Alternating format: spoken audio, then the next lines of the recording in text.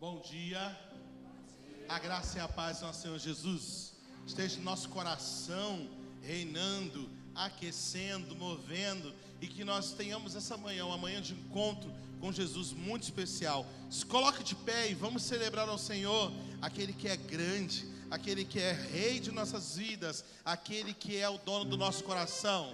Grandioso é o Senhor, adora Ele. Com as palmas.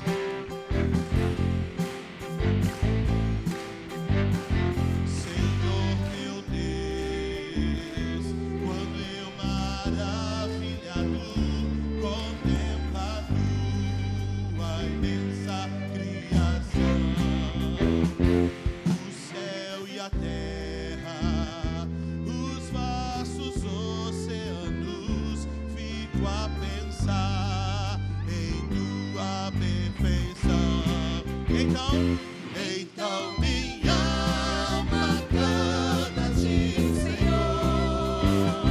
Grandioso és tu, grandioso és tu. Então minha alma canta a ti, Senhor. Grandioso és tu, grandioso és tu.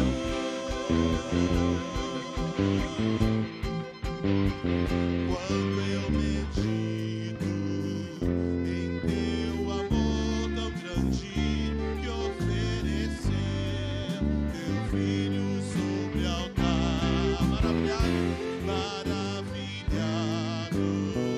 e agradecido, Senhor, também a mim e a vida ofertar.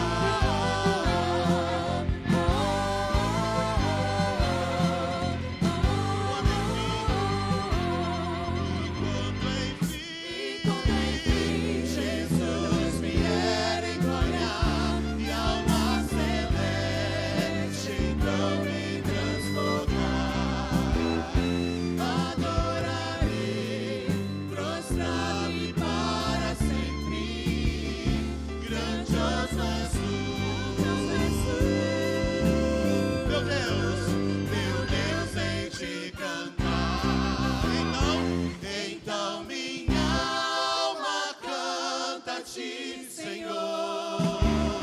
Grandioso és tu, grandioso és tu. Então minha alma canta a ti, Senhor.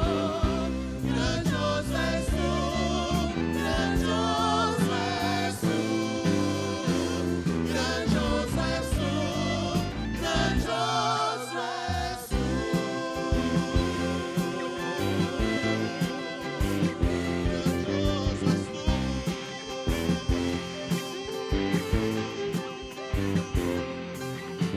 Aleluia! Grandioso é o nosso Deus. Glória a Deus.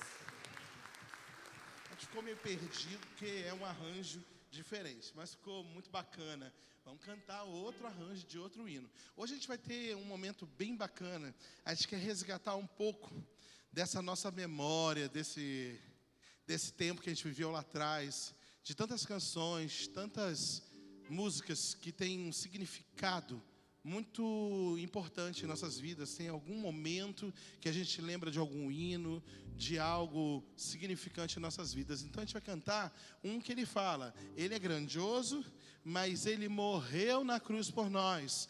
E a gente ouviu contar essa história. desde criancinha, desde pequenininho, de Jesus, o Rei da Glória, aquele que deu visão aos cegos, aquele que ressuscitou, aquele que libertou, aquele Jesus a quem nós servimos. Mas para isso, meu irmão, alegra o teu coração e celebre conosco.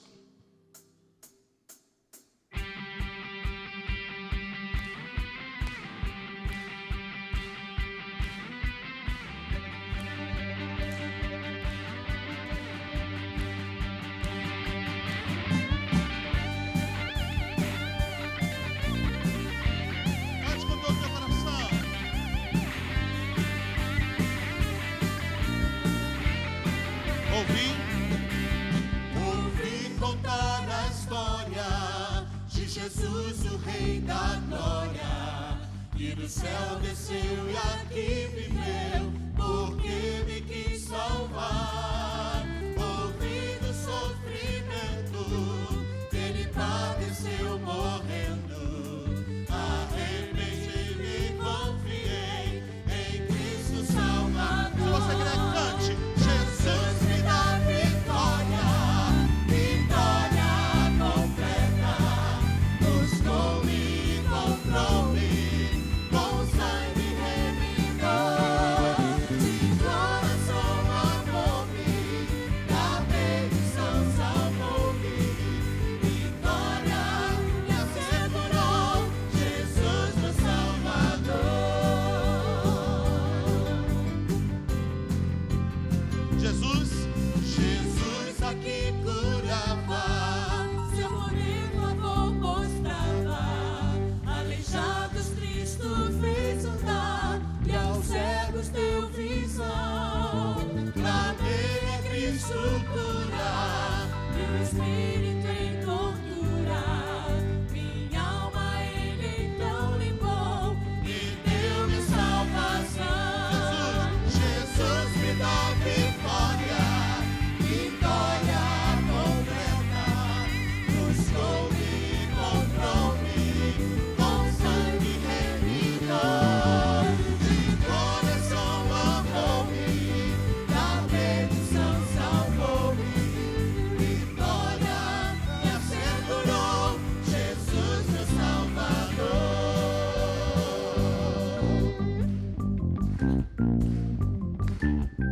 Aleluia, Ele nos garantiu a vitória na cruz do Calvário. Celebre, agradeça ao Senhor, abre teu coração.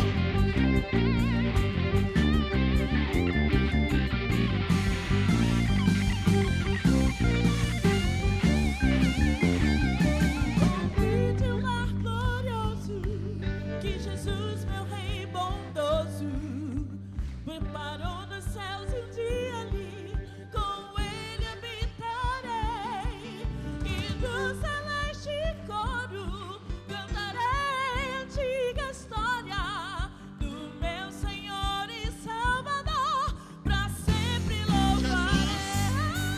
Jesus me dá vitória, vitória completa. Buscou-me e comprou-me, com sangue remidor. De coração amou-me, da perdição salvou-me. Vitória me assegurou, Jesus meu Salvador. Jesus me dá vitória, vitória completa. Buscou-me e comprou-me, com sangue remidor. De coração amou-me, da perdição salvou-me.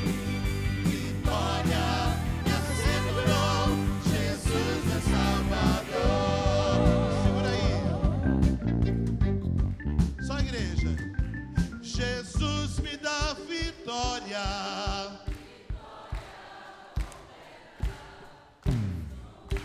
Comprou-me com sangue remidor.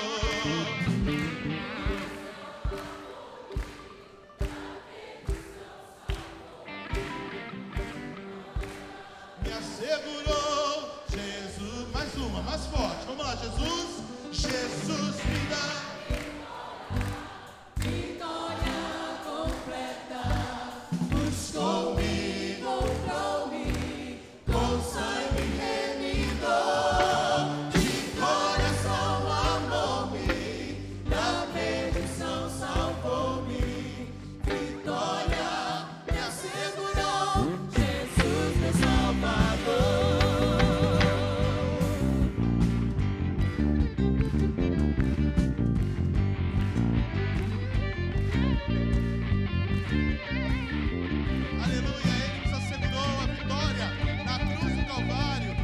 motivo de alegrar o nosso coração diante do Senhor. E dizer, Senhor, muito obrigado. Aleluia. Glória a Deus. Aleluia. Aleluia.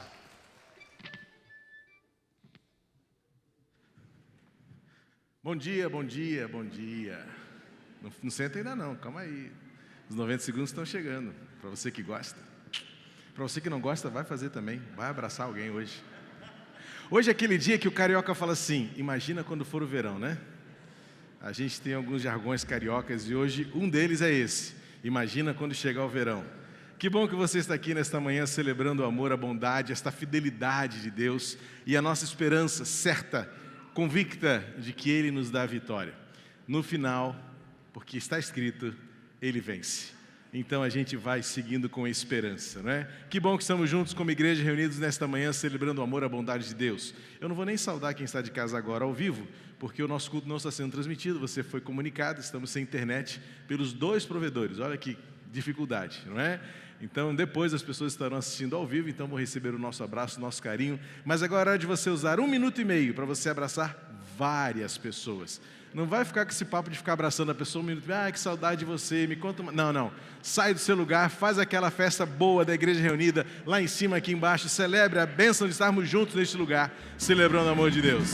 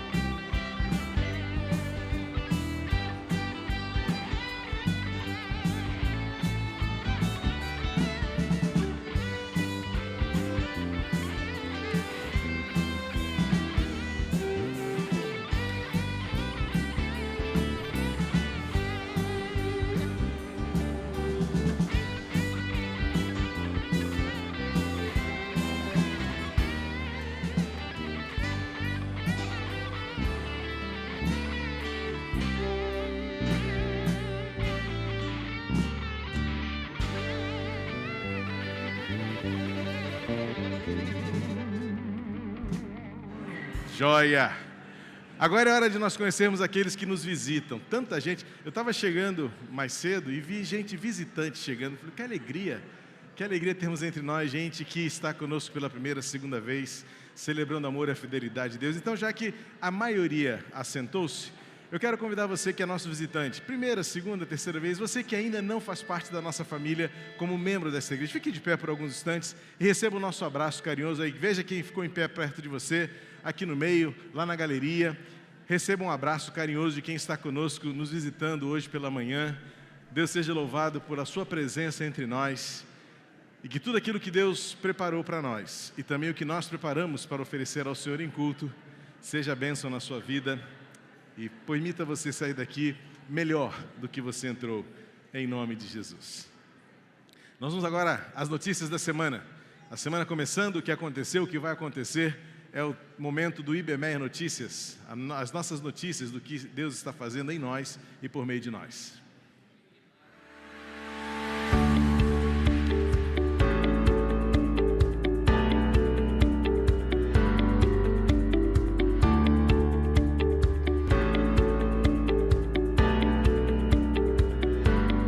Hoje é dia do Diácono Batista. Os que servirem bem alcançarão uma excelente posição e grande determinação na fé em Cristo Jesus. Louvamos a Deus pela vida dos nossos irmãos que se dedicam ao serviço do Reino. Na última semana, iniciaram os ensaios para o Natal. Se você quer fazer parte do nosso coro reunido, procure o ministro Diogo. Os ensaios são todas as quintas às 19h30 lá no sexto andar. Participe! E iniciaram também na semana passada os recitais das turmas do Ibemeyer Musical. Na última quarta-feira tivemos o recital dos alunos de violino. Para mais informações sobre as aulas do nosso curso livre de música, procure o ministro Diogo. O nosso culto matutino de oração acontece toda terça-feira às 6h30 da manhã, lá no Salão Térreo. Você quer ficar atualizado com o que está acontecendo na nossa igreja? Entre em contato com a secretaria pelo número 968114842 e faça parte do nosso grupo de WhatsApp.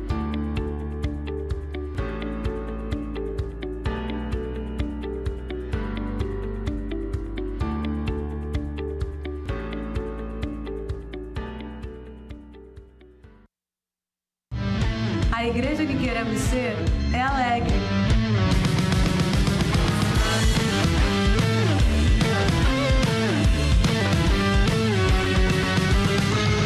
A alegria está no coração de quem já conhece Jesus. A verdadeira paz só tem aquele que já conhece Jesus. Alegrai-vos sempre no Senhor.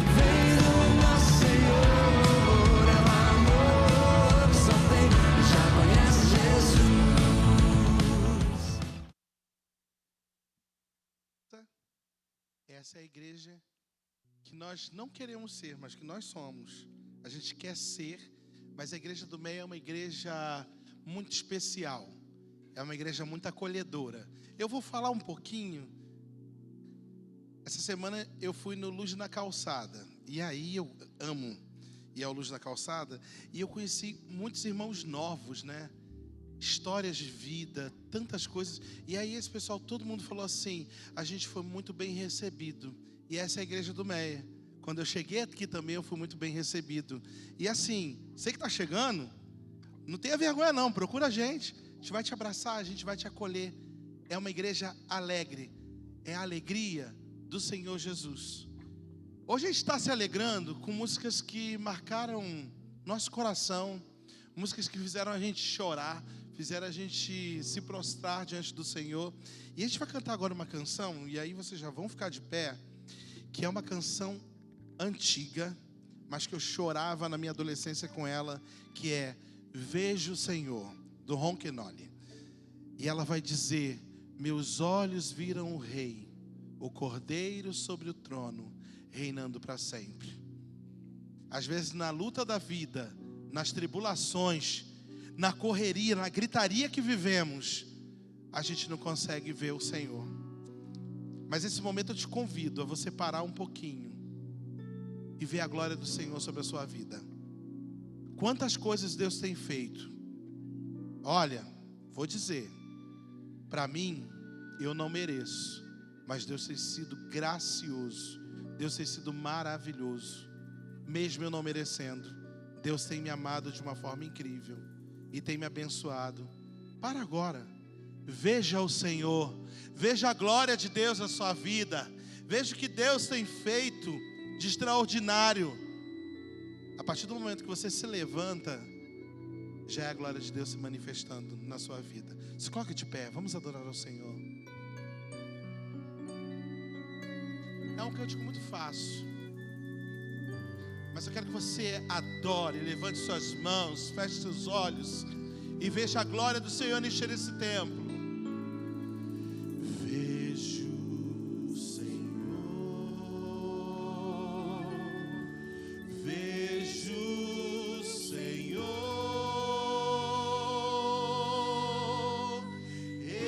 exaltado na adoração do povo dessa terra.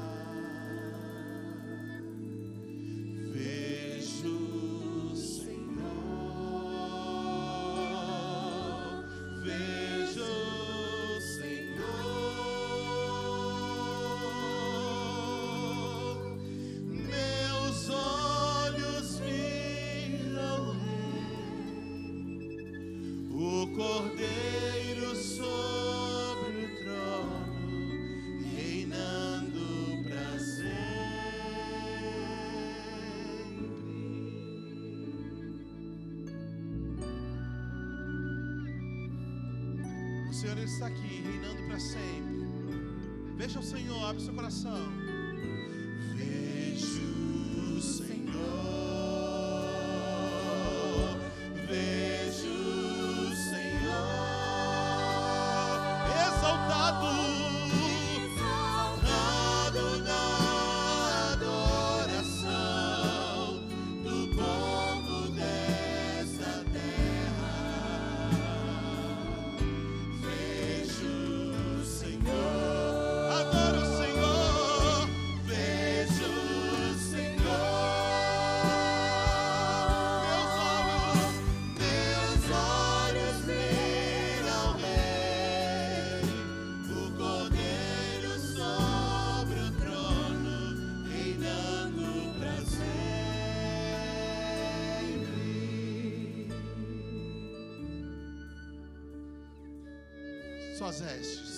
Suas vestes reais enchem o templo, adoradores celestiais cercam seu trono, unidos a Ele, clamamos: Santo, Santo é o Cordeiro, é o Cordeiro. Vejo o Senhor, vejo o Senhor, exaltado na adoração do povo dessa terra. Exalte ao Senhor, vejo o Senhor, vejo o Senhor, vejo o Senhor. Meus olhos viram o Rei, o Cordeiro sobre o trono, reinando para sempre. Aleluia. Que seus olhos espirituais sejam abertos essa manhã para ver o Rei da Glória. Quem é esse Rei da Glória? É o Senhor Jesus. Ele é o Rei da Glória. Aleluia. Engrandeça o Senhor, meu irmão. Glorifica a Deus. Aleluia. Suas vestes reais enchem o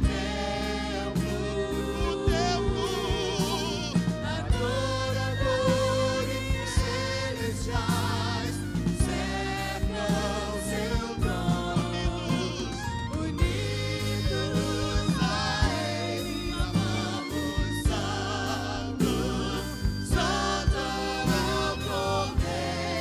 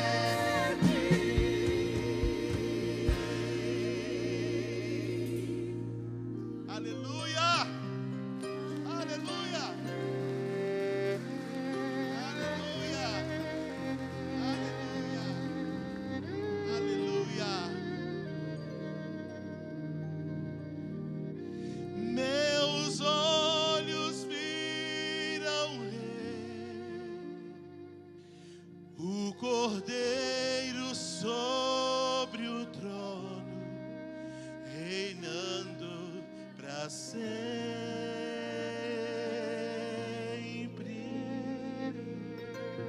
Aleluia, aleluia, aleluia, aleluia.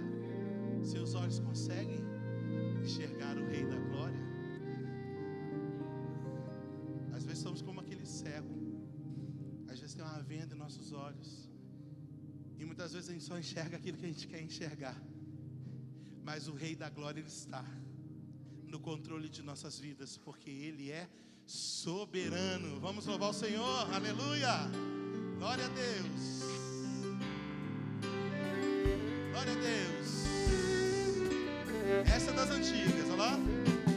Nosso Deus é soberano, Ele reina antes da fundação do mundo. Nosso Deus é soberano, Ele reina antes da fundação do mundo. E a terra era sem forma e vazia, e o Espírito do nosso Deus se movia sobre a face das águas. Foi Ele quem criou o céu dos céus e fez separação das águas da terra seca. Foi Ele quem criou os luminares e criou a natureza e formou o homem. Você pode dar glória a Deus? Diga glória a Deus por suas maravilhas, pela sua grandeza. Glória a Deus por suas maravilhas, pela sua grandeza. Glória a Deus. Nosso Deus, Ele é o quê? Aleluia. Antes da fundação do mundo, o nosso Deus, Ele é soberano. Ele reina antes da fundação do mundo. A terra era sem forma e vazia, e o Espírito do nosso Deus se movia sobre a face das águas. Foi Ele quem criou o céu dos céus e fez separação das águas da terra seca. Foi Ele quem criou os luminares e criou a natureza e formou o homem. Glória a Deus, glória a Deus por suas maravilhas, pela sua grandeza. Glória a Deus por suas maravilhas, pela sua grandeza. Glória a Deus. Só a igreja, glória a Deus. Glória a Deus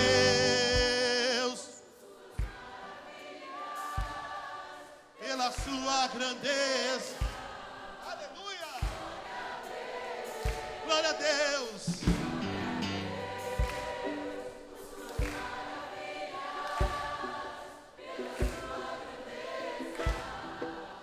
Glória a Deus, porque Ele vive, nosso credo amanhã, porque Ele vive, temor não há, mas eu vencerei.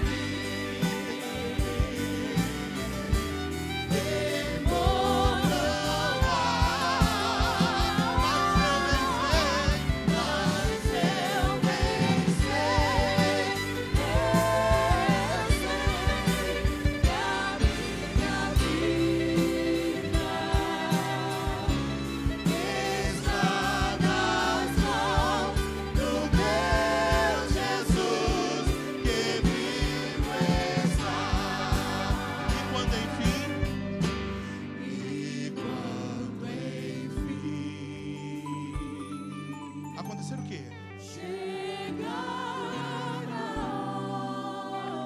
Aquele grande encontro com Jesus. Todos passaremos por isso. Não haverá medo, não haverá temor.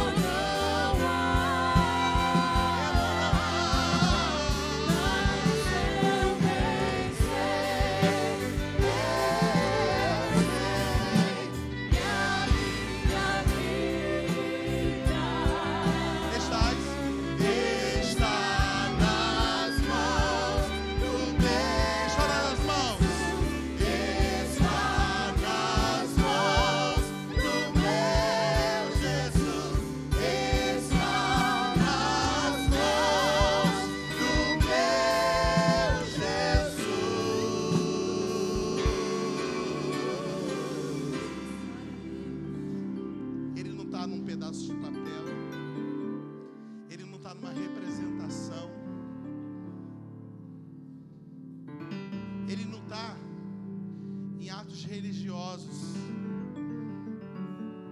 mas ele o quê? Que vivo está.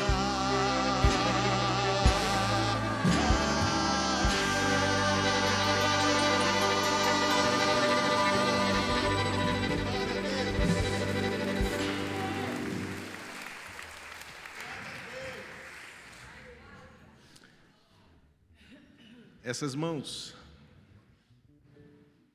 nas quais estamos guardados, cuidados, protegidos, são as mesmas mãos que mediram os oceanos, as mãos que fizeram os céus, a terra, e que moldou-nos pelo barro e nos fez gente. Esta junção de cânticos me remeteu a uma informação que eu ouvi essa semana e que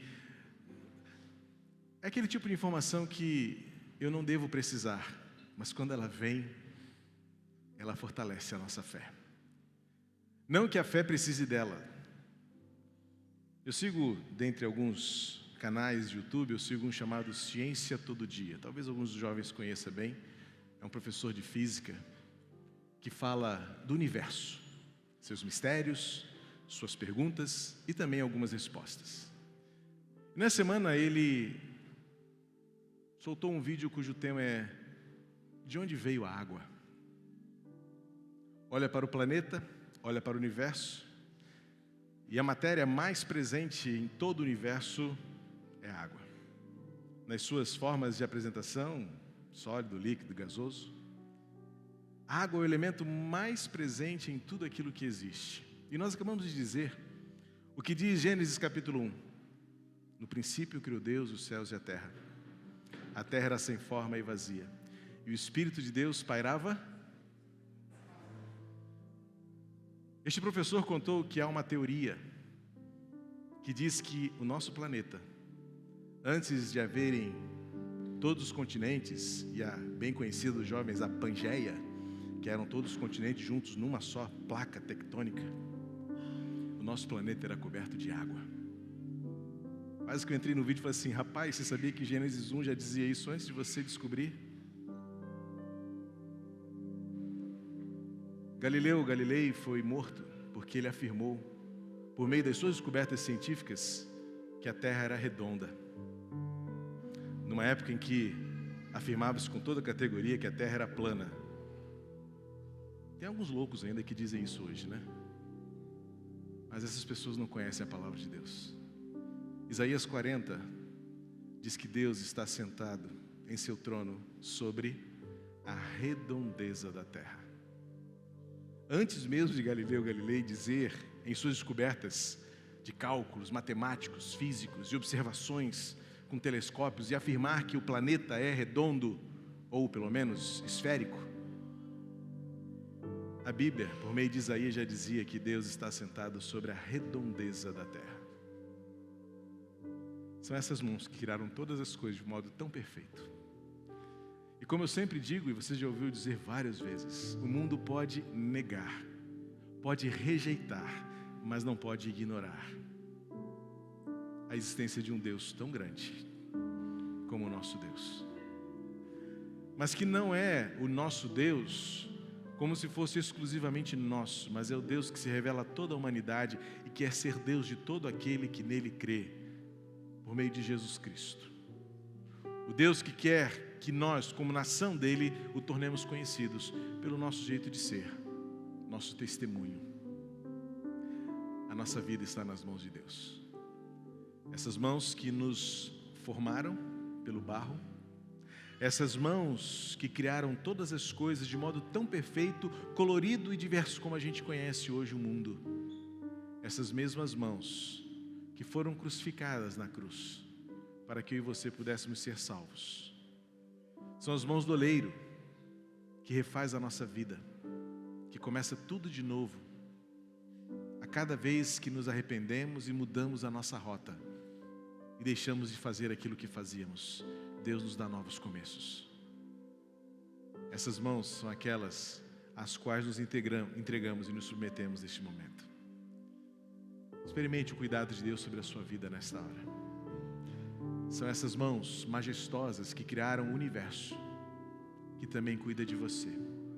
Essas mãos tão grandes que mediram os oceanos na palma das suas mãos, são as mãos que acolhem e cuidam de você, de modo tão pessoal, chamando pelo nome, conhecendo você melhor do que você mesmo, que vasculha e vislumbra as profundezas mais sombrias da sua alma e preenche com luz, com paz, com recomeço.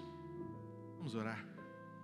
O Espírito Santo já tem, de fato, movido em seu coração nesta hora essas certezas que nós acabamos de cantar e que são todas elas baseadas naquilo que as Escrituras dizem, porque é a Bíblia quem define o nosso jeito de ser. João viu o que os nossos olhos veem hoje. As mãos do Senhor que fizeram o universo continuam cuidando e protegendo e guardando-nos de todo o mal. E é por isso que nós podemos enfrentar o amanhã e dizer: Ele está vivo, venceremos. Pai querido, em nome de Jesus, queremos colocar diante de Ti cada coração nesta manhã, reunido aqui ou espalhados por onde quer que estejam, em nome de Jesus, que Tuas mãos, estas mãos nas quais nós estamos, estas mãos que nos guardam, que nos guiam, estas mãos que impõem sombras de descanso sobre nossa cabeça, essas mãos que criaram os céus e a terra, essas mãos que medem os oceanos, essas mãos que colocam todas as coisas em seus devidos lugares, são as Tuas mãos, mãos que também foram pregadas na cruz, por meio do Teu Filho Jesus, o Verbo que se fez carne, e olhando para Ele, olhamos para Ti, conhecemos a Ti, Jesus, a plena revelação de quem Tu és. E é no nome dEle que nós suplicamos poderosamente, gloriosamente, que a Tua paz e o Teu amor se manifestem nos corações aflitos neste lugar, nesta manhã. Vidas que carecem das Tuas mãos, para guiar, para proteger, para sustentar, para prover, para dar recursos, para acalmar, mãos que acolhem, mãos que abraçam, mãos que curam. Tuas mãos em nós, que nesta hora estas mãos sejam sentidas pelo Teu Espírito Santo, as Tuas mãos entre nós, mãos nas quais nós estamos, mãos que nos guiam, mãos que nos protegem. Obrigado então, Senhor, por tuas poderosas mãos, que criaram os céus e os mares, que nos criaram e que hoje nos guiam por todo o caminho. Que em nome de Jesus haja paz, esperança, alegria em cada coração, por teu Filho, em nome de Jesus. Amém. Amém. Você pode sentar. Quero chamar os nossos pequeninos aqui para despedi-los para o culto infantil. A Casa das Crianças espera vocês. Vocês que vieram preparados com o Real Missionário, pode colocar, Laura. Pode colocar ali Deus abençoe vocês em mais um dia de encontro, lá junto com os nossos pequeninos. Que Deus conceda crescimento, amadurecimento, conhecimento, para vocês viverem conforme Jesus quer que a gente viva. Vamos então orar e suplicar que a bênção de Deus seja sobre cada um de vocês, desde esse momento da idade tão tenra, tão pequenos, mas já conhecendo o amor de Deus tão grande, tão maravilhoso, não é? Vamos então orar? Nosso Deus e nosso Pai, muito obrigado pela vida dos nossos pequeninos. Fala com eles mais uma vez, por meio da ministração da Tua Palavra, do ensino bíblico ali na Casa das Crianças, e que o nosso ministério com crianças possa florescer e frutificar bênção, alegria, esperança no coração dos nossos filhos. Em nome de Jesus, abençoa também, Pai, todas as crianças da terra. Estendemos as nossas orações e pedimos que Tu alcances com graça e misericórdia aquelas crianças que neste momento vivem o horror da guerra, da violência, do terror, da ameaça, do assédio. Em nome de Jesus, Pai, que chegue por meio do Teu Espírito Santo palavras de esperança, mãos que acolhem, braços que protegem, e que as crianças desta nossa geração, de perto e de longe, de tantas línguas, nações, de tantas etnias, sejam crianças que tenham esperança e que vivam a fé no Teu Filho, que morreu por toda a humanidade. Por isso que os nossos filhos aqui presentes possam ser porta-vozes, que eles transmitam e testemunhem quem Jesus é, desde a infância, mas especialmente, conforme forem crescendo, cresçam também, não só em estatura, mas em graça e conhecimento da Tua Palavra. Em nome de Jesus, abençoa esta manhã, te pedimos por Jesus. Amém. Deus abençoe vocês, um bom tempo lá na Casa das Crianças, e até daqui a pouco, quando o culto terminar, a gente se vê de novo, não é? Deus abençoe vocês. Vamos continuar louvando ao Senhor. É o momento em que nós dedicaremos a Deus nossos dízimos, ofertas, nossa generosidade, celebrando o privilégio e a oportunidade que temos de dedicar ao Senhor aquilo que Ele tem colocado em nossas mãos. E eu quero, antes desse momento, apenas deixar um testemunho. Há alguns domingos nós temos compartilhado com você, como porta-voz do Instituto Transformar, uma necessidade que vem lá da Fazenda Bethesda. As aulas de informática acontecem toda semana e surgiu uma necessidade, na verdade, uma forma de encorajar e estimular aquelas crianças a desenvolverem capacidades e habilidades. Você deve lembrar que no nosso BMR Notícias, já há algum tempo a gente vinha desafiando a igreja a doação de computadores. E nessa sexta-feira nós recebemos uma doação de 4 computadores que serão doados para os 4 melhores alunos, porque a gente percebeu que não adianta ensiná-los ali se eles chegam em casa e não tem nem mesmo um celular para colocar em prática. E você sabe que celular é uma coisa, computador é outra, ainda que alguns celulares pareçam muito computadores, mas a prática, o aprendizado é diferente. E o nosso professor Luiz Carlos, junto com a sua equipe, vinha percebendo que havia uma necessidade de continuidade. E alguns alunos ali, apesar das suas dificuldades, das suas limitações, sempre demonstraram interesse, alegria e desejo de crescerem. E a gente ficava assim, mas como? Se em casa eles não têm o que a gente quer oferecer para eles. Lançamos o desafio e, pela graça de Deus, 2 corações generosos nessa semana doaram 4 computadores. Nós queremos agradecer a Deus por essas vidas e que a gente aprenda a bênção da generosidade. Nós precisamos da generosidade porque a bênção nos vem de acordo com a nossa alegria em repartir. E quando nós conhecemos a Jesus, nosso coração se abre. E temos muito o que fazer ainda. Então, a nossa gratidão a Deus por essas vidas que, sensibilizadas e engajadas, nos permitirão fazer mais e mais por aquelas crianças na Fazenda Betesda. Que Deus nos abençoe, para que a gente, de fato, alcance vidas por meio do amor de Jesus. Então, nós vamos louvar o Senhor. Enquanto cantamos, nossos diáconos estarão aqui à frente, você poderá praticar a generosidade, que é uma marca do verdadeiro cristão em Jesus.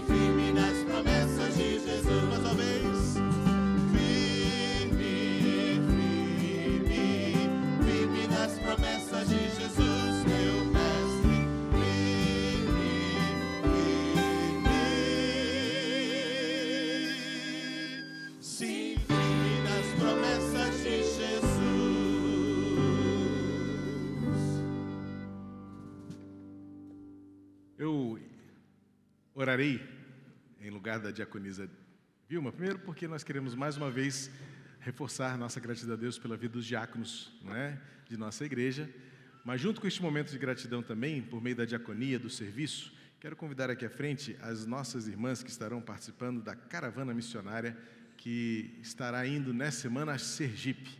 Quantos dias de viagem? 2 dias e meio para ir, quantos dias lá? Vamos ficar uns 20 dias fora. Vocês maridos se virem, vocês filhos se virem, porque as mães, avós e tias de vocês estão indo fazer missões no Sergipe. 12 dias e meio para ir, 2 dias e meio para voltar, mais 12 dias lá, falando de Jesus, testemunhando do amor de Deus, cumprindo o que se propõe a ser a União Feminina Missionária Batista do Brasil, não é? E já que são mulheres cristãs em missão, amanhã elas estarão bem cedinho, não é isso?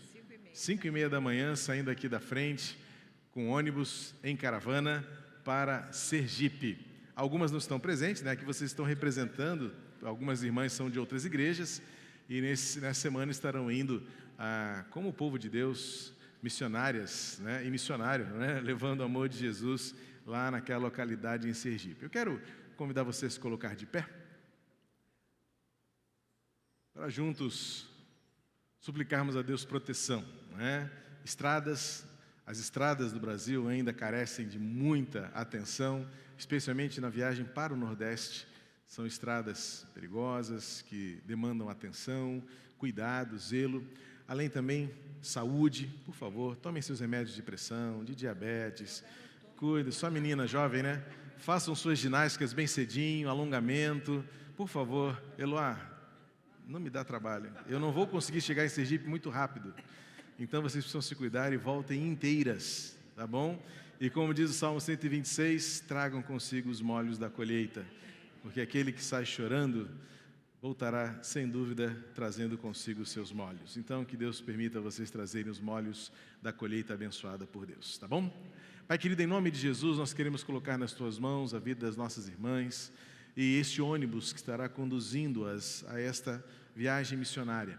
Que mais uma vez elas tenham experiências profundas de comunhão, de alegria e também na missão, a alegria da colheita, de vidas sendo alcançadas, tanto pelas ministrações da palavra, quanto das ministrações pelas mãos, no cuidado, nas atividades que serão realizadas ali, nas doações e donativos que serão distribuídos ao longo da viagem, e que elas de fato voltem, trazendo consigo os molhos da colheita, a alegria e o testemunho da Tua bondade sendo revelada e manifestada a todos aqueles aos quais elas ministrarem a salvação em Jesus. Por isso nós as encomendamos aos Teus cuidados. Que a Tua boa mão esteja sobre este ônibus, no ir e no vir, que nenhum mal lhes acometa, que a saúde esteja preservada e guardada preciosamente em Tuas mãos, que os motoristas, a equipe toda, esteja sendo desde já preparada por Ti, e que nós tenhamos a alegria de recebê-los de volta, trazendo consigo os molhos de uma colheita abençoada. Suplicamos isso no nome poderoso e precioso de Jesus. Amém e amém. Deus abençoe vocês. Vão em paz e voltem inteiras.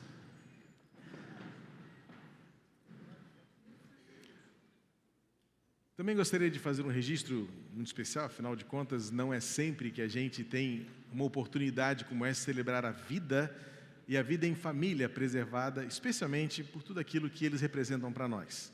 Quero chamar aqui o pastor Pedro Jorge e a irmã Arlete, porque eles completam 45 anos de vida conjugal. Então é uma vida longa, abençoada, repleta de milagres, não é?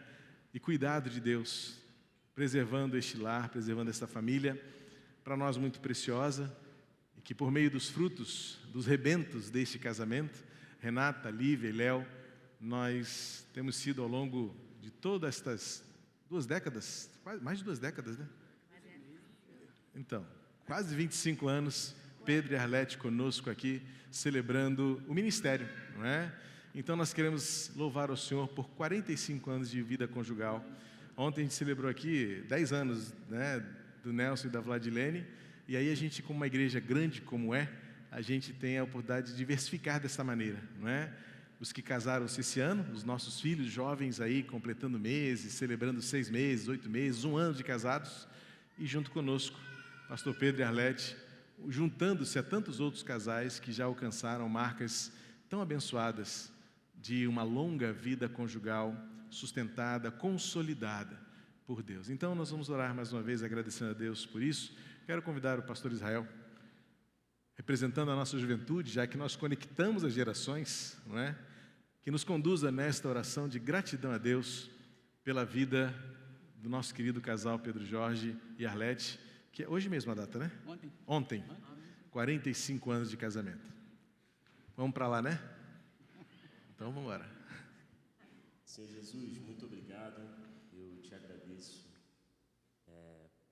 pelo Senhor ter educado Pedro e Arlete no caminho do amor, e esse caminho estar durando tanto tempo. Eles são um exemplo para nós, Senhor. Pedimos que o Senhor renove as forças deles, que o Senhor renove todo o amor que eles nutrem um pelo outro, como o vinho que o Senhor dá nos casamentos, o vinho da alegria, o vinho da parceria. Nós te pedimos, Senhor, e te agradecemos. Te agradecemos por esse exemplo, por esse testemunho de que vale a pena seguir e insistir no caminho perfeito do amor. Que o Senhor possa usá-los na nossa comunidade como um referencial, um horizonte de onde nós podemos chegar, um horizonte de esperança. E por isso nós pedimos com todo o nosso coração que o Senhor leve-os ainda mais longe nesse caminhar e nesse amor que nutrem um pelo outro. Esse é o nosso desejo como igreja. Nós te agradecemos pela vida deles em nosso meio, em nome de Jesus. Amém. Amém. Uma salva de palmas para esse querido casal. Deus abençoe vocês, queridos. Parabéns. Pode voltar devagar. Temos hoje a participação também de um quarteto que está aqui para louvar ao Senhor, por queridos amigos do irmão Josias, que hoje completa 80 anos, não é? Ou seja, nesta vida também longeva, a gente celebra. E olha o presente que Josias nos dá, de ter o Jader conosco hoje, né? Nosso, ainda é membro, mas por enquanto já meio quase visitante, né, Jader? Regina está junto aí com você? Cadê a irmã Regina? Está ali, que bom ver esse casal tão querido, que mudaram-se para Maricá, né? E agora só de vez em quando a gente se vê. Então Deus abençoe vocês nesta celebração da vida. Parabéns, Josias, pelos seus 80 anos também. Esse irmão tão querido e precioso entre nós, não é? Deus abençoe.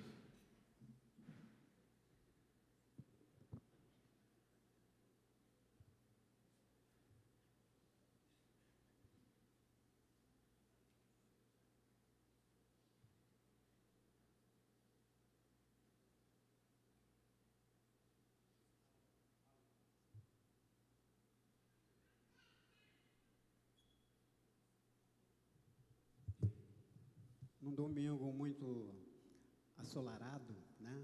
E um domingo de muita gratidão. Nós estamos aqui também agradecendo a vida do Josias, desse menino Josias.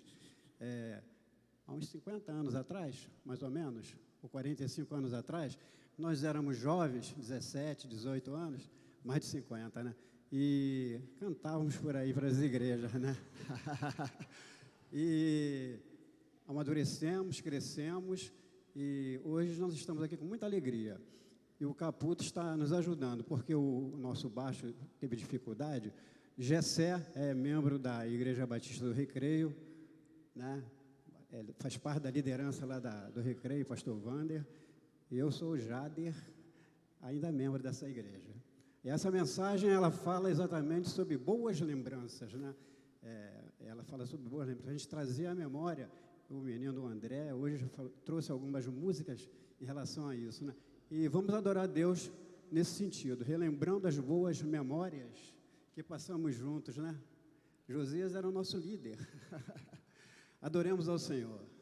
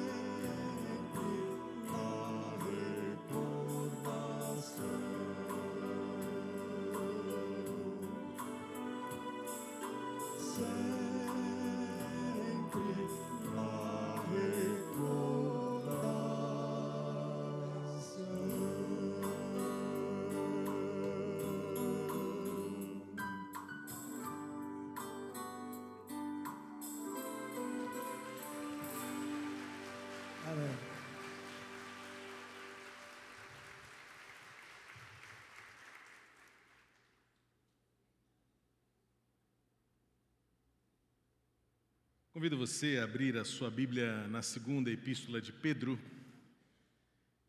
Depois de uma pausa de 2 domingos, retomamos os nossos estudos nesta segunda epístola em que Pedro, o pastor daquela primeira grande igreja do primeiro século, cuida, pastoreia, ensina, encoraja, admoesta os nossos primeiros irmãos cristãos.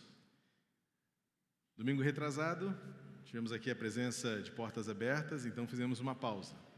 Domingo passado, a pausa foi motivada, justificada preciosamente pelo Congresso da Juventude, em que demos à mesa do Senhor pela manhã também celebrar a comunhão, a unidade, em meio a esta pluralidade que é o corpo de Cristo, sendo desafiados a uma atitude que reflita a graça de Deus como irmãos mais velhos.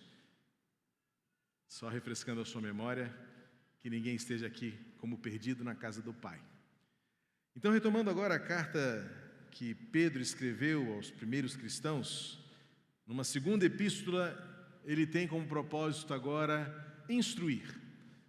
Vale lembrar, se na primeira epístola o propósito de Pedro era cuidar daquele povo que estava disperso, como ele chama, como forasteiros, sementes, muitos deles na iminência de morte por conta das ameaças, das perseguições, dos riscos reais que aqueles primeiros cristãos viveram no início do século, no início da era cristã. Agora, na segunda epístola, Pedro vai estabelecer o seu cuidado pastoral como alguém que está interessado em ver aqueles cristãos amadurecerem. Nas primeiras mensagens trouxemos os aspectos desta maturidade cristã. E esse primeiro momento da epístola foi concluído até o versículo 11, em que Pedro vai mostrar as marcas de um amadurecimento cristão que nos leva a uma expectativa da plena salvação e viver de modo que nos torne dignos desta realidade. Chegamos agora ao momento onde agora Pedro vai trazer um pouco mais da sua experiência pessoal para encorajar aqueles cristãos e prepará-los para o enfrentamento das ameaças do que ele chama de falsos ensinos. Finalizando o capítulo 1 desta segunda epístola de Pedro, Pedro vai fazer uma transição entre aquilo que ele entende ser as marcas da maturidade cristã, sobre elas já refletimos nas mensagens anteriores, e agora ele transiciona fazendo um preâmbulo pequeno da sua própria experiência, de como ele chegou até aqui e o que ele vê de futuro na sua vida, preparando aqueles cristãos para o fundamento, o alicerce da fé que os moverá adiante. Lembrando que logo na introdução eu marquei com vocês 3 características principais do ensino de Pedro na segunda carta. Ele quer ver crentes maduros, ele quer ver crentes seguros da sua fé e ele quer ver crentes esperançosos quanto à vinda de Jesus. Nós vamos tocar nesse assunto, mas se você tem alguma expectativa de que eu vá trazer soluções para os seus enigmas de milênio, de marcas da... Não é o propósito. Até porque eu não sou muito afeito a esse tipo de abordagem, mas que a volta de Jesus é uma realidade, é sobre isso que nós vamos falar. E sobre o fato de que nós precisamos nos preparar para esse dia. Porque, e aí é o nosso grande problema, a gente gasta tempo, energia e saliva tentando decifrar se é milênio, se não é milênio, se é pré, pós, se tem tribulação, se não tem, se é mid-tribulação, pós. O fato é que Jesus volta. Enquanto a gente está gastando tempo tentando decifrar os mistérios do Apocalipse, o nosso evangelho se tornou novamente tacanho, caricato, rabiscado, e o nosso testemunho não consegue levar o mundo a entender quem é Jesus.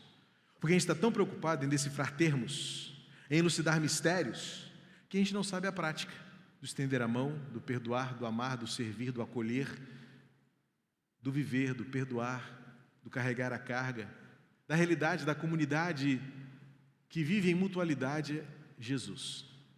Portanto, o apóstolo Pedro vai nessa transição do que a maturidade é e como isso deve resultar numa firmeza de convicção diante de falsos ensinos, presentes desde então até os dias de hoje, Pedro vai nos instruir em relação a isto, mostrando que, por mais transitória que a vida seja, por mais mudanças que apareçam, há algo que permanece para sempre, imutável, e este é o nosso alicerce, a palavra de Deus. Diz assim então, 2 de Pedro capítulo 1, convido você a acompanhar comigo a leitura a partir do versículo 12. 2 de Pedro 1, 12, vamos ler até o versículo 21, que diz assim: Por esta razão, sempre estarei pronto para fazer com que vocês se lembrem dessas coisas, embora já as conheçam e tenham sido confirmados na verdade que receberam. Também considero justo, enquanto estou neste tabernáculo, despertar essas lembranças em vocês, certo de que estou prestes a deixar o meu tabernáculo, como efetivamente nosso Senhor Jesus Cristo me revelou. Mas da minha parte, me esforçarei ao máximo para que sempre, mesmo depois da minha partida, vocês se lembrem dessas coisas. Porque não lhes demos a conhecer o poder e a vinda do nosso Senhor Jesus Cristo, seguindo fábulas engenhosamente inventadas, mas nós mesmos fomos testemunhas oculares da sua majestade, porque ele recebeu honra e glória da parte de Deus Pai, quando pela suprema glória lhe foi enviada a seguinte voz: Este é o meu Filho amado, em quem me agrado. Ora, nós ouvimos esta voz vinda do céu quando estávamos com ele no Monte Santo. Assim, temos ainda mais segura a palavra profética, e vocês fazem bem em dar atenção a ela, como a uma luz que brilha em lugar escuro, até que o dia clareie e a estrela da alva nasça no coração de vocês. Primeiramente, porém, saibam que nenhuma profecia da Escritura provém de interpretação pessoal, porque nunca, jamais, qualquer profecia foi dada por vontade humana. Entretanto, homens falaram da parte de Deus, movidos pelo Espírito Santo. Independentemente de termos os capítulos e versículos como modo editorial das Escrituras para nós hoje, fica claro entender que a partir do capítulo 2, o que para nós foi numerado como capítulo 2, Pedro agora vai avançar no seu propósito da epístola e vai trabalhar exatamente os riscos que a fé daqueles cristãos corriam, tanto quanto a nossa fé hoje corre, diante da ameaça de ensinos, de elucubrações, e vou usar a mesma palavra que Pedro usou aqui, a mesma expressão, fábulas engenhosamente inventadas. Interessante essa expressão, né? Quando ele se refere ao que ele está ensinando, o que ele está dizendo, o que ele está trazendo para aquele povo, nada foi criado como um conto da carochinha,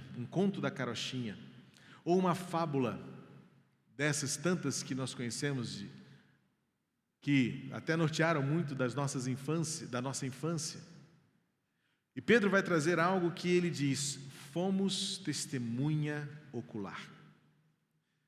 Pedro termina esse trecho que lemos dizendo da autoridade da profecia, da sua origem, da sua força, para então, a partir do que nós temos como capítulo 2, versículo 1, ele tratar de um problema sério que estava acontecendo naquele contexto, onde a pessoa de Jesus era esvaziada da sua divindade, da sua autoridade, para torná-lo um homem comum. Mas Jesus nunca foi um homem comum. Ele é Deus entre nós. Desde o seu nascimento, os anjos vieram e anunciaram, os pastores o adoraram, os magos o reconheceram, e desde menino, ele é Deus. Há em nossos dias uma necessidade de normalizar Jesus como se ele fosse tão comum e tão errante quanto eu e você somos. Mas ele já nasceu Deus. Ele já se manifestou Deus. Ele não aprendeu nada, ele ensinou tudo. Ele não se converteu a nada, ele converteu os outros a uma compreensão da verdade acerca do reino de Deus.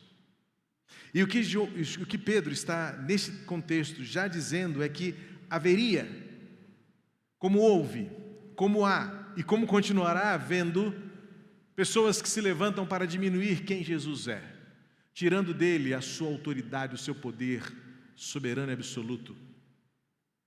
E Pedro traz consigo a sua própria experiência. Começando primeiro pela sua falibilidade. Em momento algum, Pedro diz: Jesus é como nós. Porque ele fala do seu tabernáculo que está por terminar. Ele fala da transitoriedade da sua existência, mas fala com um afã pastoral e um desejo ardente, e eu diria até quase incontrolável pelas palavras que ele usa do versículo 11 ao versículo 15. Versículo 12, versículo 15, quando ele fala de algo que todos os pastores devem ter no seu coração. Eu passo, mas a palavra de Deus permanece para sempre. Eu sou falho, mas a palavra de Deus é perfeita. E o que eu digo, que eu ensino, deve ser lembrado reforçadamente. Pedro traz à tona, por favor, o ideal é que a gente desligue o celular antes de começar o culto, pelo menos coloque ele no silencioso, porque isso realmente tira a nossa concentração. O que Pedro está trazendo aqui à tona, neste contexto, é o contraste entre a sua humanidade e a gloriosa palavra de Deus. E como pastor, ele está dizendo: um dia eu não estarei mais com vocês. Mas usa de um artifício que hoje é tido como uma figura pedagógica, um argumento pedagógico. E ele diz: eu vou repetir tantas vezes quantas forem necessárias. Eu vou trazer à memória de vocês tantas vezes. Às vezes parece enjoado quando o pastor fala sempre a mesma coisa, né? Eu vou dizer a você, eu já fui criticado. Por exemplo, quando em todo casamento eu lembro quais são os princípios da relação entre um homem e uma mulher, autoridade, submissão, o que significa. E certa vez chegou para mim, na ponta do ouvido, que enquanto eu falava, o cochicho correu assim: lá vem o pastor com essa história de novo. Eu sou Pedro. Pedro sou eu. Quando a gente volta a falar as mesmas coisas várias vezes, porque Pedro aqui me ensina, o que ele diz aqui quando fala: eu vou repetir tantas vezes quantas forem necessárias para que vocês se lembrem. E quase que no aspecto do ministério pastoral, versículo 15, a última frase,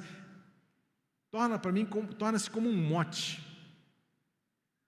Algo a ser dito todas as vezes quando ele fala assim: mesmo depois da minha partida, lembrem-se dessas coisas. Pode ser meio mórbido pensar assim, mas um epitáfio lindo para uma lápide pastoral, né? Algo lindo a ser dito num culto fúnebre. Eu espero que o meu demore algumas décadas, tá? Por favor. E nem estou me despedindo de vocês, a menos que Deus tenha outro plano para mim e para vocês. Mas olha o que Pedro está dizendo. Ele traz na memória aquilo que João registrou no seu último capítulo, quando Jesus preparou-os para continuarem. Lembra do Pedro, tu me amas? Lembra disso? Sim, Senhor, tu sabes que eu te amo.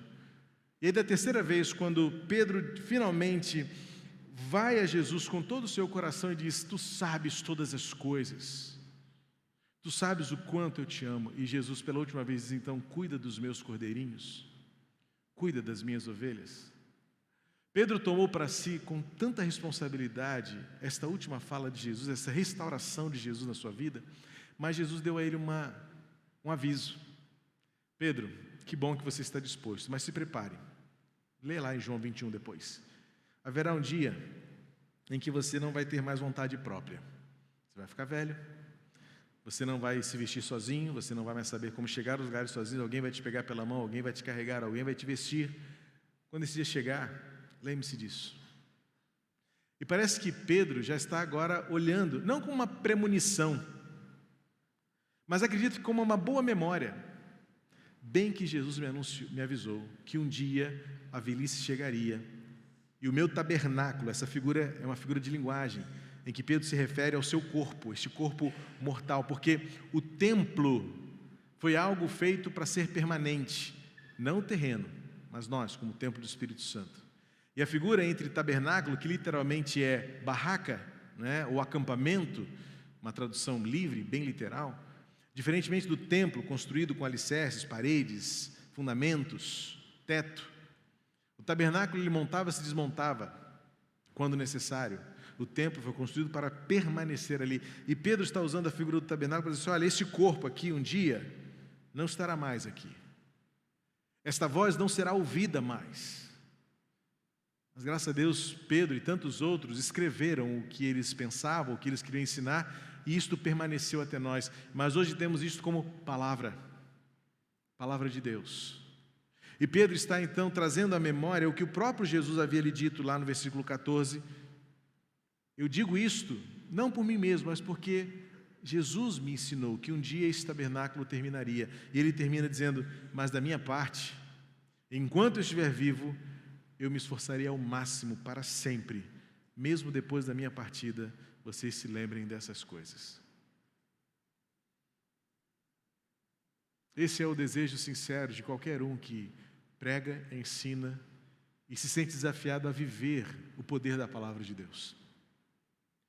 Pedro está transicionando o que ele vai falar acerca, aplicar a maturidade agora à defesa da fé, quando ele traz agora a sua própria experiência, quando ele diz: tudo que eu ensinei a vocês, eu recebi diretamente de Jesus, eu vi com os meus olhos.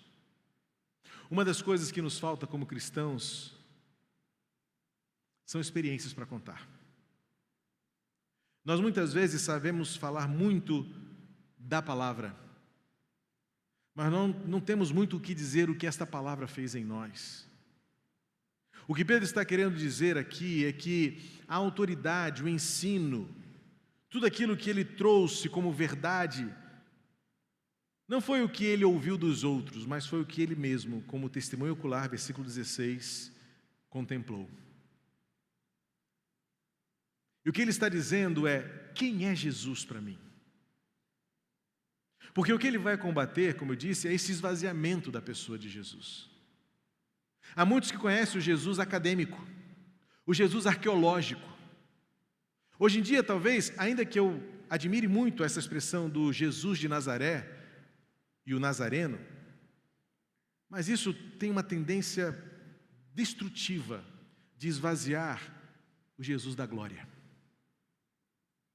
Não que ele não seja o homem de Nazaré, e ele é. Mas o que Pedro está querendo dizer e mostrar aqui, e ele enfatiza isso, o movimento que depois nós conhecemos na filosofia como gnosticismo, aqui nessa época isso não tinha um nome ainda, mas eram pessoas que estavam dizendo: Jesus foi só um homem entre nós. E ele falhou na sua missão, porque os romanos continuaram aí, veio o ano 70, destruíram tudo, acabou com tudo. E que vitória é essa de Jesus na sua vida se você continua sofrendo, morrendo, correndo, fugindo? E o que Pedro está dizendo é que, apesar de tudo isso, ele é o Rei da glória. Pedro está diante do seu povo, das suas ovelhas, do seu rebanho, dizendo: este homem eu vi e ele era glorioso. Ele era diferente de tudo, de todos. Ele não aspirou os tronos e palácios do nosso tempo, mas ele afrontou diretamente e fortemente todos aqueles que se opuseram ao reino de Deus. Ele não veio aqui para apenas destruir as castas, mas ele veio para morrer na cruz. E ele está vivo. Uma coisa é nós cantarmos que ele está vivo. Outra coisa é nós termos apenas uma noção intelectual, talvez até histórica, acadêmica, filosófica, para uns até ideológica. Jesus é uma boa ideia, mas se ele não mudar o nosso coração, se nós não tivermos uma história para contar acerca de quem ele é e do que ele fez na minha vida, o que ele me tirou, o que ele me transformou, o que ele me fez não fazer mais e como ele mudou o meu caráter, a minha atitude, o meu jeito de ser e de falar, então Jesus de fato continua sendo apenas mais um homem de Nazaré. Mas ele é o Filho de Deus. E o que Pedro está dizendo, trazendo aqui a verdade, versículo 17: ele recebeu honra e glória da parte de Deus Pai. Que outro? De quem outro podemos dizer: mostre-me um líder neste mundo, em toda a história da humanidade, que tenha recebido dos céus uma voz que disse: este é o meu Filho amado. E olha que Pedro só ouviu isso 2 vezes, porque a primeira ele nem estava lá para ver, que foi o dia do batismo. Mas ele agora se refere ao Monte da Transfiguração, e num momento tão apropriado, porque Pedro está agora trazendo a harmonia das profecias do Antigo Testamento com o Novo Testamento. Como disse Agostinho de Hipona, o Novo Testamento está tão latente no Antigo Testamento quanto agora o Antigo Testamento está patente no Novo Testamento. Vou dizer mais uma vez para você entender bem essa jogada de palavras que Agostinho faz. O Novo Testamento, algo que estava por vir, está tão latente, fervendo, querendo aparecer no Antigo Testamento, quanto o Antigo Testamento agora está patente, visível, realizado, cumprido no Novo Testamento. Então Pedro está olhando para Jesus, está dizendo, eu vi com os meus olhos, no Monte Santo, quando desceu sobre nós uma manifestação divina, e nós vimos Jesus, mas ele não estava sozinho. Vimos também Elias, e vimos também Abraão. Moisés. Porque com ele estava determinado que Moisés estava dizendo tudo o que vocês esperavam desde o deserto, a plena libertação, a verdadeira alforria, a verdadeira liberdade que nos foi dada na terra prometida. Olhe para Jesus. E Elias representando toda a escola profética, daquilo que foi anunciado, predito, perfeitamente estabelecido, não por canetas humanas, mas pela vontade do Pai e do Eterno, estão aqui em Jesus. E diferentemente do que alguns possam argumentar, Jesus não veio para substituir Moisés e Elias, ele veio para cumprir e tornar patente aquilo que foi dito, anunciado. Pedro estava observando que no meio da igreja, uma mensagem destrutiva, um veneno permissivo, estava destilando no coração daqueles primeiros cristãos, um conhecimento fascinante, uma coceira no ouvido, gostosa de ouvir, dizendo, ele não é o Filho de Deus, ele não morreu na cruz por você, talvez ele nem esteja vivo mais, porque morreu, acabou. E essa história de que ele volta um dia, vá viver sua vida, curta sua vida doidado, desfrute dos prazeres, viva sua vida intensamente, porque tudo acaba aqui mesmo. Sim, são ensinos e heresias que corroem a nossa fé e a nossa esperança. Lembra que o apóstolo Paulo, escrevendo aos Coríntios, disse acerca da sua esperança da ressurreição? Porque se nós esvaziamos a mensagem da esperança da ressurreição, o que ele diz? Nós somos dignos de todo tipo de miséria, tristeza e desprezo. Porque para que isso tudo? Qual o sentido de cantarmos o que nós acabamos de cantar? Se esse Jesus crucificado e ressurreto, e que agora triunfa sobre tudo e todos, e a quem nós aguardamos voltar um dia, mover a nossa vida, para que acordar e dormir? Somos dignos de pena, porque somos tão iguais e tão comuns quanto qualquer outro, vivos sem esperança. Por isso então Pedro, antes de dizer o que ele vai dizer, combatendo as heresias do seu tempo, ele precisa reafirmar e reforçar, eu tenho uma história para contar, Jesus mudou a minha vida. Mas o Jesus arqueológico, o Jesus acadêmico, o Jesus filosófico, o Jesus muitas vezes apenas teológico, não muda o seu coração. Quem muda o seu coração é esse Jesus cheio da suprema glória que foi enviada pelo Pai, que tira o pecado do mundo, que traz luz às trevas, que faz renascer a esperança, o Filho do Deus vivo. Pedro vai trazer à tona as suas convicções de que aquilo que foi dito se cumpre porque vem de Deus. Há 3 considerações acerca do que Pedro está dizendo da palavra profética como o fundamento, o alicerce daquilo que ele crê e daquilo que ele ensina. E daquilo que ele diz, mesmo que eu passe, as palavras de Deus permanecerão em vocês. Mesmo que um dia eu não esteja mais aqui, hoje eu me esforço ao máximo que para sempre vocês nunca se esqueçam do que eu tenho lhes ensinado. Pedro termina esse trecho já preparando para a continuidade do seu ensino contra os falsos mestres, falsos profetas, falsos pastores, falsos ensinadores, que esvaziam da pessoa de Jesus a sua glória, a sua majestade, a sua eternidade, a sua suprema manifestação e, acima de tudo, o seu propósito de nos transformar, porque hoje existe um evangelho que não transforma, o evangelho que só acaricia, o evangelho que só acolhe, o evangelho que só aceita, mas não transforma. Mas olhe de novo para as páginas dos evangelhos e toda vez que Jesus esteve com alguém, essa pessoa foi mudada, foi curada, foi transformada.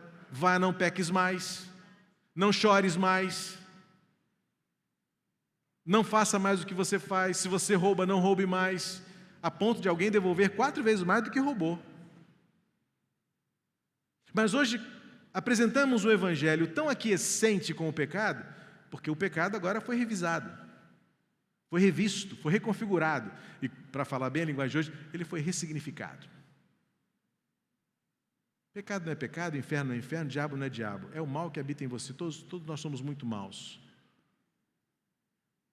E essa energia negativa que nos consome, a gente não tem a coragem de dizer assim, isso é pecado, porque eu estou longe de Deus. E eu não me quebranto diante do Senhor, e a cruz é vazia. O evangelho sem cruz não é evangelho, é uma ideia solta. A igreja sem a ressurreição e sem a expectativa da volta de Jesus, somos apenas um clube que se reúne semanalmente para cantar umas musiquinhas muito legais serem ouvidas, de nos abraçar, e o mundo continua do jeito que está. Nunca na história deste mundo ouve-se tanto falar de evangelho e cristianismo e o mundo continua a mesma coisa.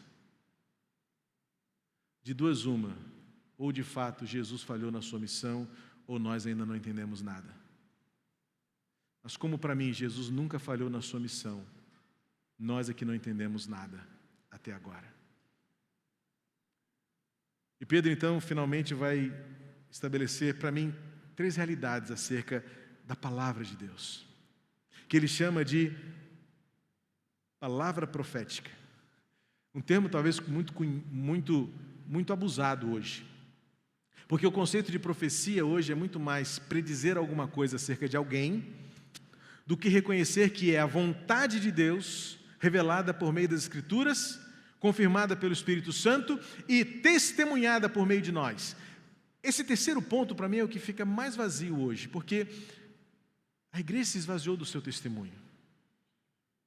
Nós não temos histórias para contar do que Deus fez conosco. Nós não somos como aquela mulher adúltera que volta para casa e fala assim, Ele me perdoou e eu não tenho mais condição de voltar ao meu pecado. Ele não me condenou, então eu não vou mais fazer o que eu fazia. Faltam-nos histórias como a daquela mulher samaritana que volta para o seu vilarejo e diz assim, eu conheci um homem que ele deve ser o Messias, porque ele falou tudo a meu respeito. E foi a primeira missionária entre os samaritanos. Como aquele jovem, ou homem, de Gadar, que não conseguia mais ser quem ele era, e falou, Jesus, deixa eu ir com o Senhor. Não, volta e vá anunciar para os outros o que aconteceu com você. Falta-nos a experiência daquele homem colocado, jogado na Porta Formosa, olha que ironia, e que por meio do nome de Jesus, de um salto, entra no templo, pulando, cantando, e as pessoas dizem, não era esse aquele? Falta para a igreja de Cristo hoje, falta para mim, ter histórias para contar como estas, de alguém dizer assim, mas não era você? Que vivia uma vida miserável, e hoje você tem esse olhar transformado, esse sorriso no rosto. Falta para a igreja de Cristo uma experiência de uma fé, não triunfante no aspecto da prosperidade, mas da luz que resplandece do nosso jeito de ser, de falar, de amar, de servir, de acolher. É nesse sentido que Pedro está dizendo que a palavra profética não é este dom espiritual de você ter a capacidade de tornar-se um vidente cristão.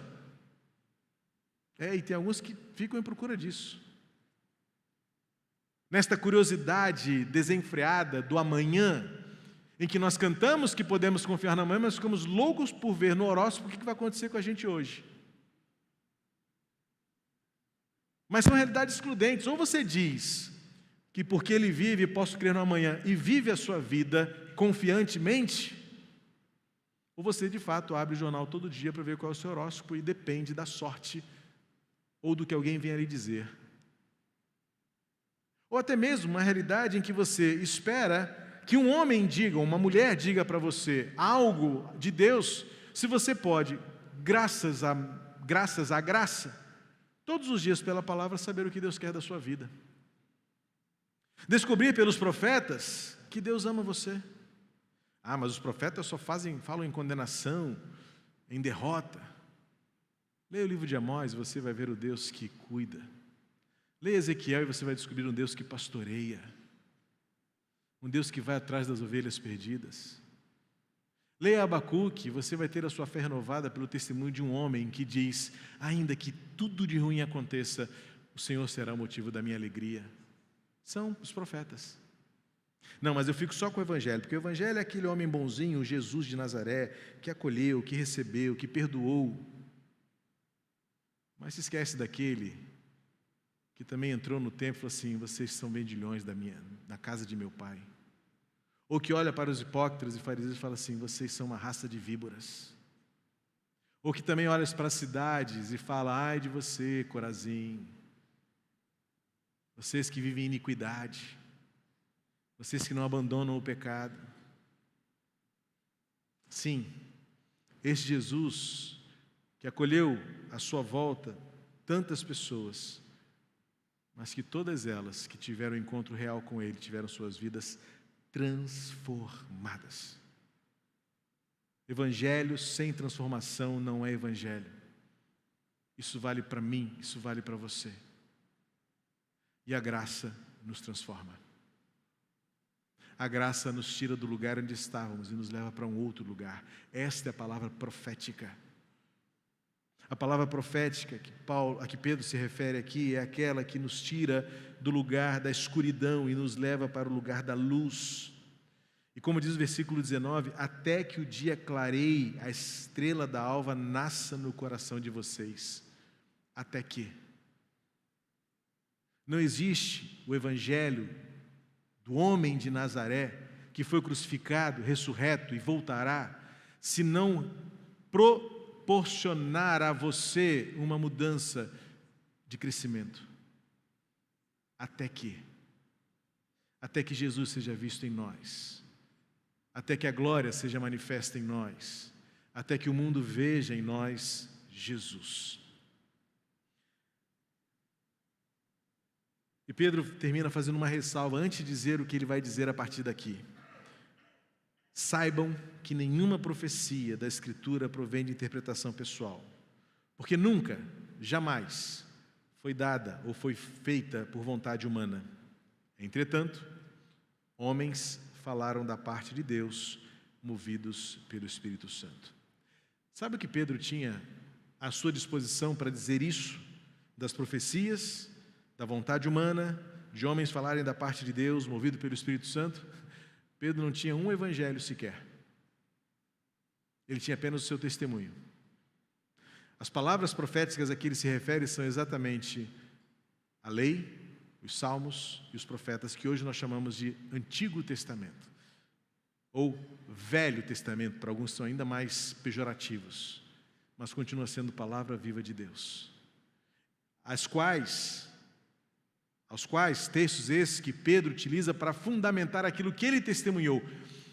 Tanto que o primeiro evangelho que temos conta é o de Marcos, que também na tradição cristã foi ditado, ou pelo menos muito do que Marcos escreveu foi dado por Pedro como testemunho. Graças a Pedro, graças ao seu testemunho, graças à sua visão pessoal do que ele viu, do que ele experimentou, temos a oportunidade hoje de saber quem Jesus é. O que seríamos de nós sem o apóstolo Pedro, Marcos, Paulo, João, Tiago, Barnabé, Silas e tantos outros, que depois de encontrarem-se com Jesus, tiveram suas vidas transformadas e não se calaram, disseram aos outros: Ele fez isso em mim. Pedro, então, deixa-nos 3 convicções acerca da palavra de Deus. Primeiro, ela é infalível. Eu creio na palavra de Deus infalível. É a mesma palavra que moveu Pedro, que moveu a história e que move a minha vida na direção até que. Ela não falha. Como eu disse há pouco, a ciência procura respostas e algumas delas, as mais importantes, já foram ditas, preditas e anunciadas por homens inspirados por Deus. Segundo, palavras ditas por homens, elas são falhas. Por isso o púlpito, o ensino, deve estar sempre fundamentado e estabelecido naquilo que as Escrituras dizem. Este livro para nós é sagrado. Este livro para nós é suficiente. Este livro para nós é poderoso. E ele é atual. E terceiro, este livro é necessário. Para ler este livro e compreendê-lo é necessário o Espírito Santo, porque foi o mesmo que instruiu, é o mesmo que nos orienta. É o mesmo Espírito que moveu homens e mulheres a viverem uma experiência de tal modo que ficasse registrada até nós. É o mesmo Espírito que nos habilita a compreendê-lo corretamente, a partir de quem eu sou, daquilo que eu preciso ser, até que o dia clareie. Sem a palavra nós andamos em escuridão. Sem Jesus nós estamos em trevas, porque Ele é a luz. E é a palavra que vai nos conduzir até que o dia clareie. A igreja precisa da palavra. As Escrituras são os nossos trilhos. E como nós dizemos já de modo formal, é ela que define o nosso jeito de ser. Se está nas Escrituras, nós cumpriremos. Se não está nas Escrituras, nós ignoraremos. Porque a Bíblia é a autoridade sobre nós. Porque ela fala de um menino que nasceu entre nós. Veio, estabeleceu a sua glória. Morreu na cruz, mas está vivo. Ele reina e ele voltará. E a igreja de Cristo precisa estar preparada para isso. Pai, em nome de Jesus, consolida esta palavra no nosso coração. E que nós, como igreja, reunidos aqui, espalhados por onde formos, como testemunhas oculares do que Jesus tem feito e do que Ele faz, possamos viver a esperança do que Ele fará, por Sua palavra infalível, por Sua palavra majestosa, por Sua palavra iluminadora, até que o dia clareie plenamente. Pai querido, em nome de Jesus, guia os nossos passos. Pai, em nome de Jesus, que Cristo seja tudo em todos, a razão do nosso cântico, a razão da nossa fé, a razão da nossa comunhão e a razão da nossa esperança, porque Ele está vivo. E nós aguardamos o grande dia, quando nós estaremos juntos no céu, porque Cristo voltará e nos levar para si. Pai, em nome de Jesus, guarda-nos dos riscos e ameaças de fábulas engenhosamente inventadas para esvaziar o Evangelho, para esvaziar a cruz, para esvaziar a sepultura, para esvaziar o trono da glória, para esvaziar o céu, e muitas vezes com o intuito de povoar o inferno. Livra-nos destas fábulas engenhosamente inventadas e faz-nos apegar à Tua palavra de modo gracioso, mas também poderoso, de modo amoroso, mas também temente acerca da Tua justiça e de quem Tu és. Ajuda-nos, Senhor, a amadurecer a nossa fé, a consolidar o nosso testemunho, até que o dia clareie, pela Tua palavra no nosso coração. Em nome de Jesus. Amém. Amém. Vamos ficar de pé e vamos louvar ao Senhor. E que esta palavra continue ecoando no seu coração, conduzindo você nessa semana a um viver de fato que testifique e testemunhe que nós estamos caminhando até que o dia clareie totalmente. Cante conosco assim. Tu que estás assentado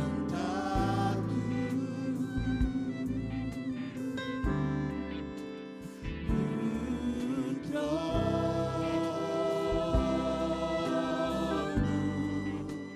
sempre reinando,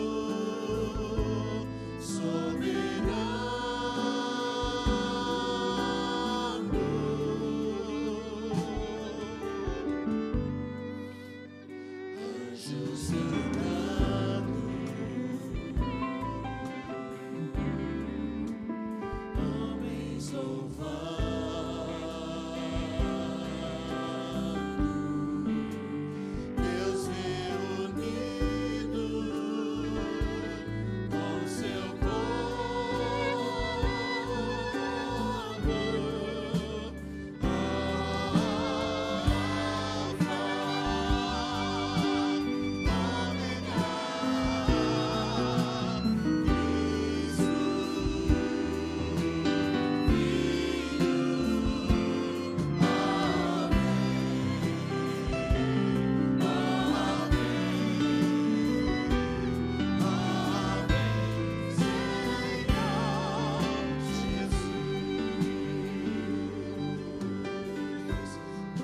Essa tua oração, você conseguiu assimilar?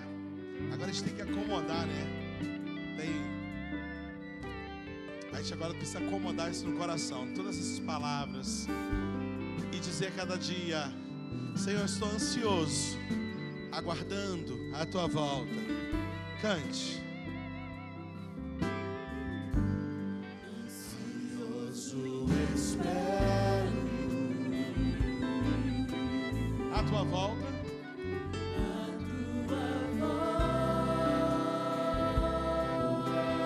Grande dia. o grande dia em que tu virás.